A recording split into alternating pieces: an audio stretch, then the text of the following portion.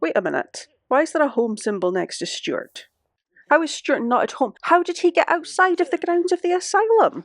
The gate's locked for everyone but Karol. How did he get outside? Well, there's a reason why he's starving and he's exhausted. It's because he can't get back in because the gate's locked for everyone but Karol. Oh my goodness. And I've asked him to go back, and instead he's going over to this area here where he's obviously made a whole load of snow angels and a snowman. Get back inside the asylum, Stuart. Oh my goodness.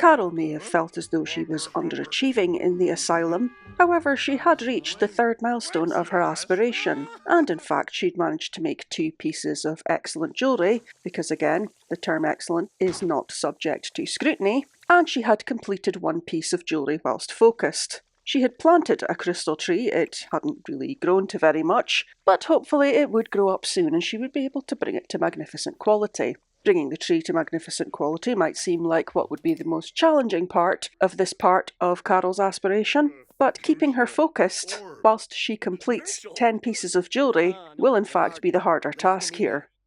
Even when Karol is put into a focused mood to make her jewellery, all she can think about is being cringe and going to bed. However, she continued away with the thought in the back of her mind that completing her aspiration would at least get her away from those in the asylum that she wasn't so friendly with.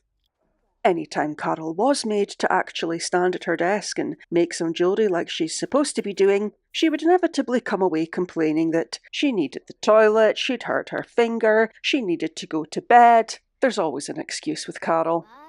After some amount of pressure and some amount of convincing to actually do some work, Karol, she reached level 6 of the gemology skill, and also found that she was making progress with her aspiration, as she had managed to create 5 excellent pieces of jewellery. She was still having issues focusing throughout making her jewellery, however she had made some progress, reaching 4 out of 10. And just as Karol admitted that she was happy making jewellery, she decided that she was dazed. Because she'd been overworked, because she had mental fog. Perhaps she'd just gone a little bit too long without talking about herself, because we all know that's something Karol loves to do. Taking a break from jewellery making to go collecting crystals and metals didn't seem to help Karol with her dazed moodlet, because instead, she simply moved into a different moodlet, an uncomfortable one. In fact, a very uncomfortable one, because doing any sort of work, even being outside and away from the asylum, made her hungry and she needed the toilet and she was tired.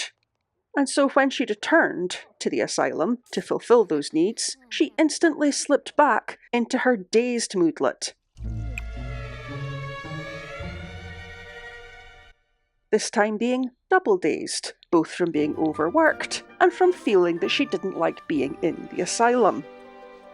Karol was desperate for someone to speak to, and so as she ate her dinner, she sat at the community dining table beside Stuart. They struck up a conversation, but she decided that she didn't like him. In fact, she decided that she was holding a festering grudge towards him.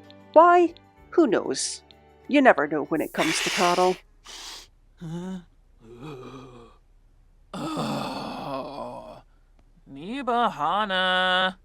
Even after a night of restful sleep, Karol woke up and still continued to feel dazed because in her opinion she was still being overworked. She loved gemology, she loved jewellery making, she loved all her tasteful jewellery, but still she felt like she was being pushed too hard and made to do too much. Because even when it's something she enjoys doing, something she wants to do, she still doesn't want to have to do it, even if doing so means leaving the asylum.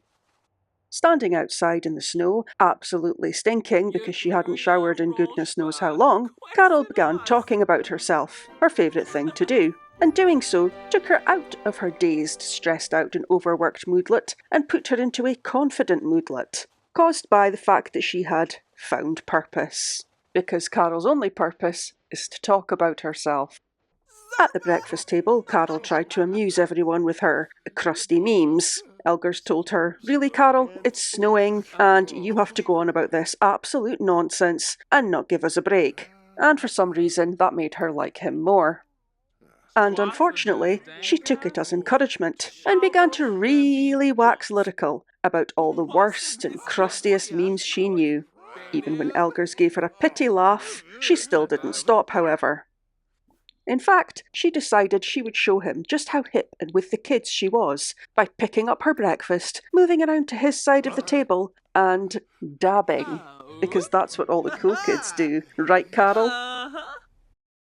Due to Karol's inability to remain focused as long as it takes her to actually make some jewellery, it shortly became apparent that the only way to check off this part of her aspiration would be to have her make jewellery and cut gemstones most of the way, stop, go away and get focused, and then go and finish the task, because at least if she only had a small amount of work to do, there was a better chance she would remain focused until she'd finished. And this strategy paid off, as Karol reached level 7 of the gemology skill and completed 7 tasks whilst focused. With just 3 more to do, and waiting for her tree to grow to magnificent quality, Karol would soon be finished with the 3rd milestone of her aspiration. And with that, we'll leave Karol's story here for today. Join us next time as Karol attempts to complete that 3rd milestone and take herself one step closer to completing the aspiration of Crystal Crafter. Thanks for watching. I'll just get Karol to collect these crystals. Fire? Stuart discovered the fire. A fire's broken out in your lot. Maybe your sim should put it out before it spreads out of control. Well, here comes Glenn. He's my resident put the fire out person. Wait, what? Now Glenn is scared of fire. Glenn is now scared of fire. The one sim in this asylum who was not scared of fire and who was competent at dealing with fires is now scared of fires. Great. I swear this playthrough is cursed.